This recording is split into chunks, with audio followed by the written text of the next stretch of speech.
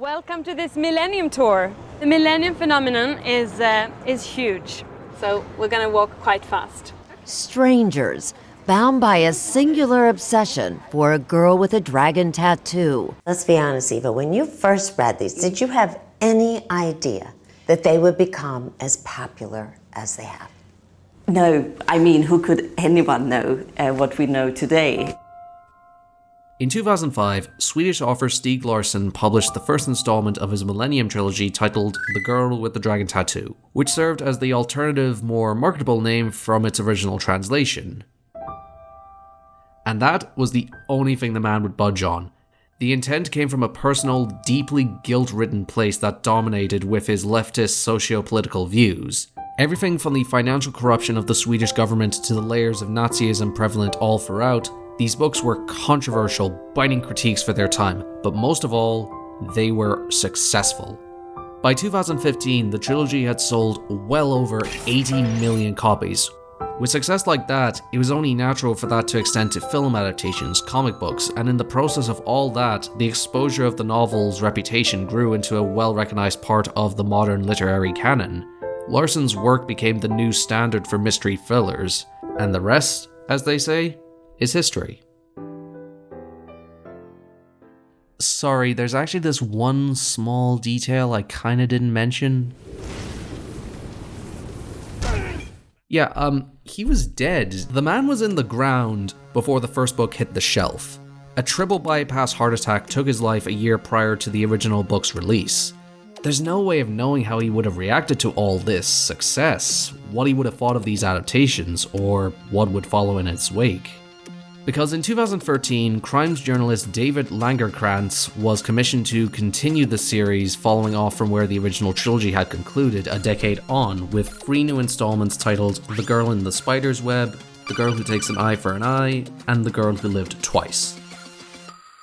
Now, I'm mainly going off secondhand comments from family members who have read these books, and the general consensus seems to be the same, in that they are all fine. Each serve their purpose of being a detective story sufficiently, while never achieving the same heights as their predecessors. And this disconnect is pretty simple. These entries, by their very nature, weren't conceived by the previous author. It wasn't just Larsson's style of storytelling that couldn't be easily replicated, it was his experiences and philosophy that permeated throughout his work, and as much as it might try to form its own identity, any work following in those footsteps will be held up to the same lofty standards again and again without the room to show its own legacy. There are dozens of these kinds of sequels, prequels, spin-offs that will only be remembered as the one which just wasn't as good. Which is interesting because across international waters, a similar predicament was hitting creative director Eric Holmes and the team of Warner Bros. Montreal. Not just how to make the holiday game for that Christmas season, but how are we going to follow up Rocksteady's Batman?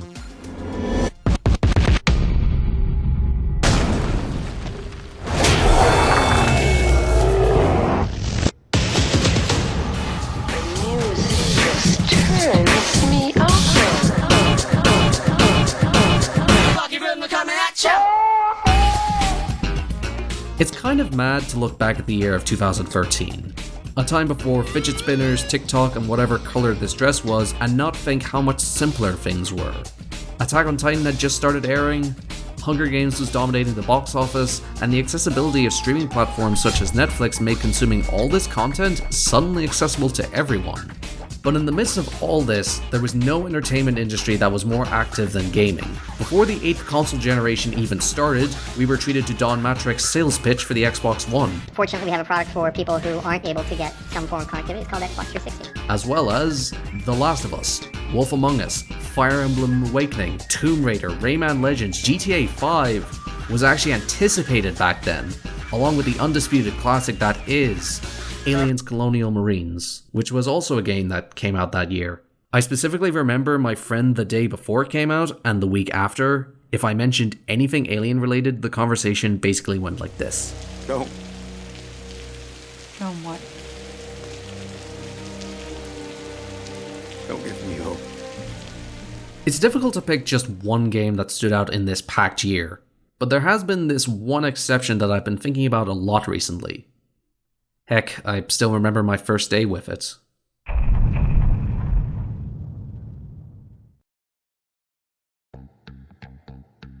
(2013) October 25th, ICT secondary school classroom in all-boy Catholic secondary school. And that's me, I'm the Deku Scrub. And yes, I am not ginger in this shot, I just needed a comparison. And I'm sitting there waiting for the day to end. As soon as the bell rings, my dad picks me up from school to drive towards the local Extravision. Because remember, this is the past and people went to buy physical games in physical shops. With a pre-order receipt in hand, we walked out with the Steelbook edition of Batman Arkham Origins. I was definitely pushing my luck back then because having this much spare pocket money was a rare thing. But after feverishly consuming all the pre-release trailers, featurettes, and articles from the Game Masters magazine, it was well worth the price of admission. The thing is, if you asked me why I liked this particular game so much, I probably couldn't tell you. In my eyes, each Arkham game always had a special quality that was unique to the specific entry. Like, Arkham Asylum without question had the best atmosphere. It set the eerie, supernatural presence that would permeate throughout the trilogy.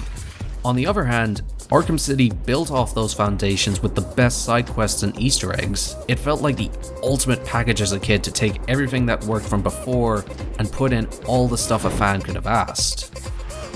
Arkham Knight brought a tank, along with the best traversal, combat, and the glow-up in visuals to this day is still impressive, especially the sound design. Like, here's the Virgin line launcher sound effect. Here's the Chad Arkham Knight sound effect. Oh yeah! Origins didn't do any of these elements worse, it just seemed to lack a certain creative spark to its design.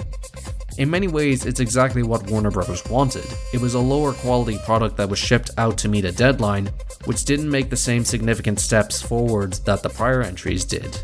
Outside of a multiplayer mode, which I admittedly played way too much of, but it goes deeper than that. In 2021, I sat down to replay all the Arkham games many years after my obsession had left, and for some reason, Origins connected with me more than any of the others did. Maybe it's because we've just went through another Christmas season and the retail hours this December kicked my ass harder than the advanced takedowns. I think it's important that you get all this context of me being a pretty big fan of these games as well as taking an extended break away from them. It gave me a chance to look at Origins in a way I never had before. Not as the stepchild of the Arkham trilogy, but in its own right, a particular kind of Batman story which feels more personal and oddly more relevant given how the character is about to go through another reinvention. It felt appropriate to give this game another shot, because that conversation is always relevant and ever evolving.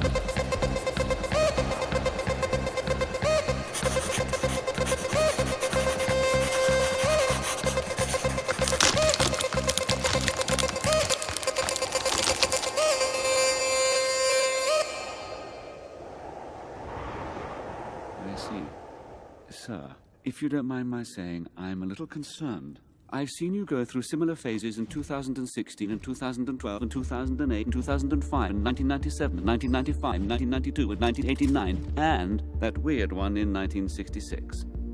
It's safe to say that Batman is without question one of the most malleable, versatile characters in modern fiction. When he's been in everything from cartoons to Lego, this constant transformation often reflects an individual era. Everything from a logo to the Batmobile and personality shift in tone for each story being told.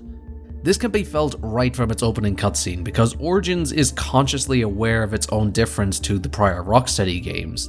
It can be seen in the cuts, Christopher Drake's menacing score that gives Bruce a more villain-like entrance, and most obviously is the significant use of pre-rendered cinematics for major story beats. This can more than likely be attributed to the sped-up production cycle, but it also allows cinematic director Stefan LeBlanc and his assistant Manuel Vallelonga to use this virtual camera to give an organic, frenetic vibe to the cinematography, employing close-ups, POVs, depth of field effects, and dynamic panning shots that all feel motivated, but have this unbalanced quality to its execution.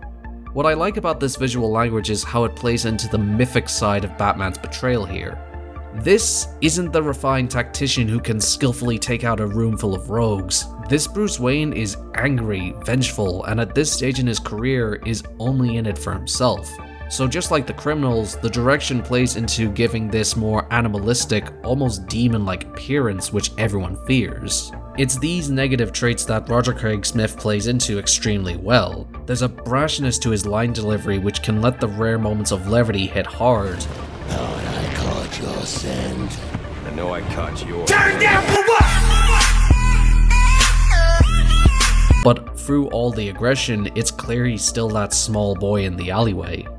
This is one of the things Origins does really well. It's not afraid to make Bruce the villain of his own story. The inciting incident and conflict is driven by his refusal to hide from the assassins after his bounty. The story positions him in a way that we are able to see his decision making, but it doesn't make it pleasant to engage with. He's dismissive towards Alfred and the few people in this corrupt Gotham who are, in his eyes, not as capable. The lie this Dark Knight believes is that I am the reason the criminals breathe easier when the sun rises. So no, Alfred, I am not in over my head. Tonight will be my head, but it will be theirs. Oh, you thirsty, bitch? Wow! I'm gonna take this motherfucker. Give me the shoe, bitch. all these negative traits that Batman usually doesn't have could be seen as contradictory, but in this case, it allows for the subsequent character arc we're about to go on to have a clear beginning. Because like the title suggests, Origins is less about how the Arkham story began, but instead how this is the start of Batman fully becoming his better self, on the one night for good deeds to be rewarded. So, this means we gotta talk about Jesus. And Christmas. And the holidays, so that's 3 things. It's difficult to really think of Christmas as something specific, because the holiday is so intertwined with the universal images of the season, such as the weather, family traditions, or gift-giving, that finding something unique to say about Christmas stories is often a fruitless ambition. Which is why it's surprising there's a real lack of Christmas-related games, especially when the holiday is such a significant presence in both film and television. I mean, it's not like it hasn't been done in small forms such as the Christmas Case in Ace Attorney or snow-themed levels in platformers. The list of games primarily set within the season go from Spider-Man Miles Morales to Dead Rising 4.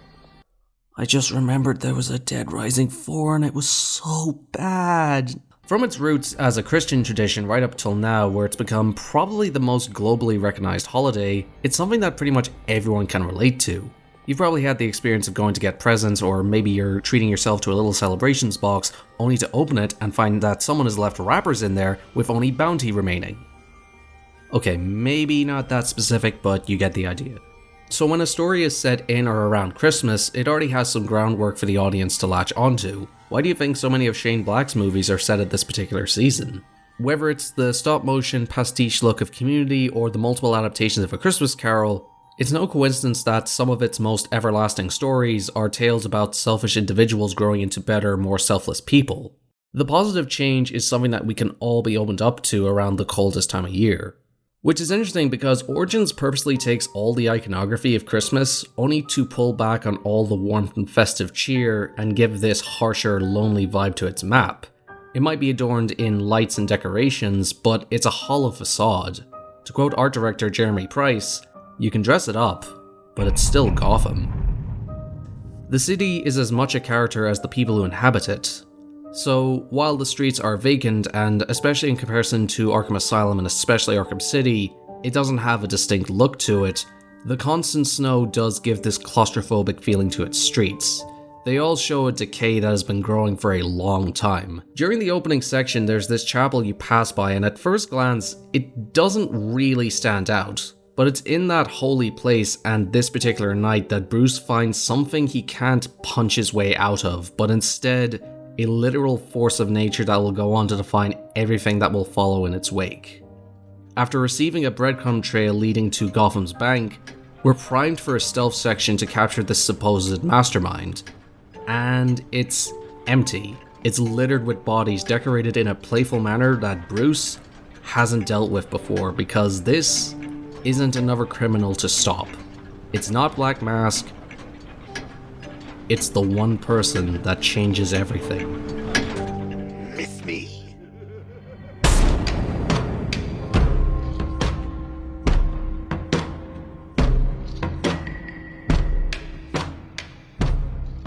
In retrospect, it's kinda silly to think Joker wasn't going to be center stage despite what the marketing would have you believe.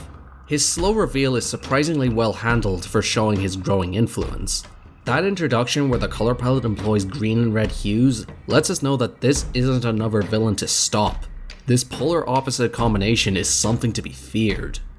So much of his demeanor is more manic, lacking a certain theatricality of his later appearances, which gives a more threatening look to his appearance. A lot of the character design for Arkham Origins follows this same mentality. Even when someone like Killer Croc is more human-like, there's this tendency for many of the characters to look overdressed, with these exaggerated body proportions as if they're trying to overcompensate for their lack of experience. This could be seen in the armored suit and gear Batman employs, which Eric Holmes described with the phrase, "It's assembled, not manufactured," to all the assassins who definitely went for drip over practicality. I'll say that though, that drip is good. A lot of attention was put specifically on Joker's design. Instead of his skinny frame being a hindrance, it actually enhances the more hyperactive split personality he jumps between, whether it's threatening or humorous. So, when I hire you to kill the Batman, you shut the hell up and kill the Batman! Or maybe it was just a little extra something I put in the cocktails. Oh, you thirsty, bitch? It would have been easy to just make this into another stop the main villain to save the city kind of narrative, but it actually leads to one of Origin's best decisions, in that, at first, the Joker straight up doesn't care about the Dark Knight. He sees him merely as a speed bump in his plans. It's not until Batman goes out of his way to save him when something really weird and interesting happens. Right after this big set piece, in a rare instance, the story switches perspective to the Joker. For so much of this story, we've only seen him as nothing more than a threat to be stopped. But in this therapy scene, which is probably my favorite in the whole game, we get a peek under the facade, and it's here when something much more intimate and very, very gay. Two bros chilling in the hot tub, 5 feet apart cause they're not gay. There's a lot of things about Batman's mythology which remain consistent regardless of the individual changes to each incarnation. Like dead parents, check. Scarred psyche, check. A big bat booty with homosexual undertones, check. His no killing rule. They ask you how you are, you just have to say that you're fine when you're not really fine, but you just can't get into it because they would never understand. If you missed that last descriptor, well, you wouldn't be the first. Batman from his creation in 1939 was the ultimate male power fantasy. A man who could be brooding, powerful, rich and smart. A lot of these desirable traits came from his position within the DC universe of being a normal person, albeit under the most extreme circumstances. Compared to his more superpowered contemporaries, his position outside of traditional authority has all the semiotics of him being a loner wolf badass. Women want to be with him, men want to be him, and also with him because, you know, the semiotics make him quite desirable. There are many creators over the years who have denied the idea that we will ever see a properly queer-coded Batman, which is reasonable because by his very nature he is written to be straight. Just looking at the various romances he's had over the years is clear proof of that. But to say the amount of gags about the closeted nature of the character's behaviour hasn't gone unnoticed. Grant Morrison, who's well known for his work on JLA and Batman Incorporated, had this to say back in 2012. Gayness is built into Batman. I'm not using gay in the pejorative sense, but Batman is very, very gay. There's just no denying it. Obviously, as a fictional character, he's intended to be heterosexual, but the basis of the whole concept is utterly gay. I think that's why people like it. All these women fancy him and they all wear fetish clothes and jump around rooftops to get to him. He doesn't care. He's more interested in hanging out with the old guy and the kid. The queer stuff in Joel Schumacher's films isn't there by mistake, it's a clear aesthetic choice. Whether you see it as subtext or not, this coding has been there from day one. So given this rich history, it's interesting that the writing team took this baton to write something which feels the most appropriate for two isolated loners on Christmas Eve. They made a festive romance story. There's an awkward first meeting, there's a back and forth, and of course a confession or two. With this in mind, let's go back to that therapy scene. Tell me something, dear. Have you ever had a really bad day?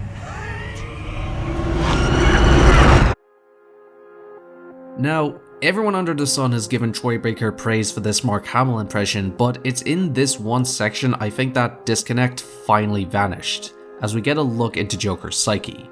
The Arkham games love to employ surreal imagery for major story-related boss fights, whether it's the fear sequences with Scarecrow or the test with Ra's al Ghul. For the most part, they serve as flashy gameplay excursions. But it's in this instance where this stream of consciousness actually kind of serves a real story purpose. What we're seeing and hearing is being manipulated to be a confession of loneliness. The Joker literally has found another isolated, crazy person who he can connect with. The way Harley falls for him in this scene as if the story was about them is just this superb implementation that doesn't feel like the fan service it so easily could have been. And there is no mistaking this was intentional. Immediately following this exchange, we get a Kirchhoff effect for a similar scene with Bruce. He can't get the image of Joker out of his head because he's never dealt with anyone like this before, and that frightens him. This obsession calls his own actions into question, but he is never going to confess to that. He will never admit to this. He will never show weakness. While you are here every night, I am out there. The only thing between the innocent and the predator. No, not maybe. I am. When the mugger or the thief stops to think twice, that is fear. That is what I am. That is why they hired assassins, because I am the reason the criminals breathe easier when the sun rises. Being this self-destructive, vengeful force isn't heroic. It's a cover to hide from the real demons plaguing his thoughts. He pushes every person away because weakness should not be tolerated. This is when the writing team decides to finally break down that toxic male mindset and finally confront the lie that Bruce believes. Alfred, I am in your house. Bruce, Wayne, come home. Say your goodbyes. Once you've had time to turn grief into anger, then you'll be ready to face me. I have left enough life in him for some final words. If you hurry. Alfred! Back to the Batcave, now in ruins. Something he could have stopped if it wasn't for his pride and self-centeredness. It's here where every bit of ego is gone. Craig's voice comes off more as a cry than a shout looking for his surrogate father. This was his fault. He pushed everyone away, and these problems have come back to hurt him more than anything else could have. It's only at this point, after almost losing everything, does he finally do the hardest thing possible. He admits his own failures. This is his confession of pain. Now the world can see you for what you truly are. Powerless, human, afraid. Like all the great Christmas protagonists, this self-discovery has humbled him, and this positive change finally lets Bruce evolve into the best form he could be. And who better to give it to him than the one person who has always been by his side? But it's high time you realize that you are a man, not an idol. And a man's strength comes not from just brawn and intelligence, but also from his allies. The Batman who goes to Blackgate in the climax isn't the same one who started there. This final section is all about hammering home that Bruce is willing to grow. Getting to see him team up with Gordon and finally solidify their partnership is just a fantastic way of bringing his arc full circle. Help me keep these guys off the warden. Fight well. Had a rough childhood. Finally brings us to the church, where this contrast between Batman and the Joker is finally solidified. Joker cannot change. He will always be this agent of chaos who only knows how to lash out. In many ways, he's correct. The idea that we both exist because of them is true. But unlike the Joker, Bruce has grown and will continue to grow, and it's so satisfying that the final action as the player we can take is to beat up the Joker. It's cathartic, it's empowering, and it's the start of this legend, the battle that will go on to define every conflict to come. This was how it happened. This was how the Batman began.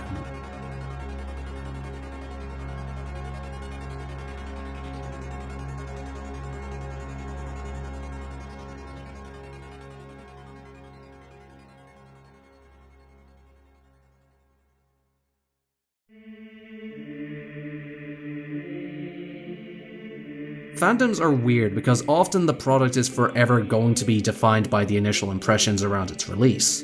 Korra is a bad Avatar. The prequels ruined our childhoods. This game is bad because it's not what I wanted it to be, so everyone else must hate it. Truthfully, what makes media and art in general fascinating is how a piece is often seen over time.